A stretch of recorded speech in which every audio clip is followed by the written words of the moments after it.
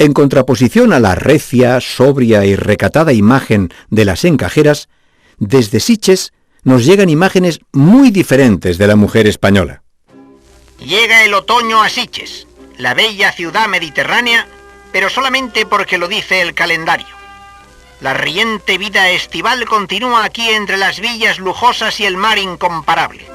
Las señoritas playeras muestran su preferencia por lo que en otro tiempo se llamaba el baño de ola, pero también existen otras muchachas de apariencia cinematográfica sobre cuya fotogenia no cabe duda.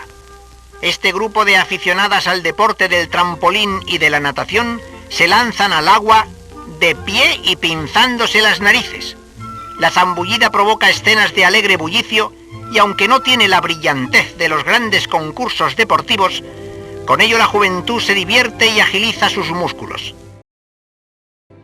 Un espectáculo a todas luces indecoroso para la autoridad eclesiástica del momento. Las señoritas playeras y las muchachas de apariencia cinematográfica, ataviadas con escueta y poco pudorosa indumentaria, son un auténtico peligro para la moral y las buenas costumbres.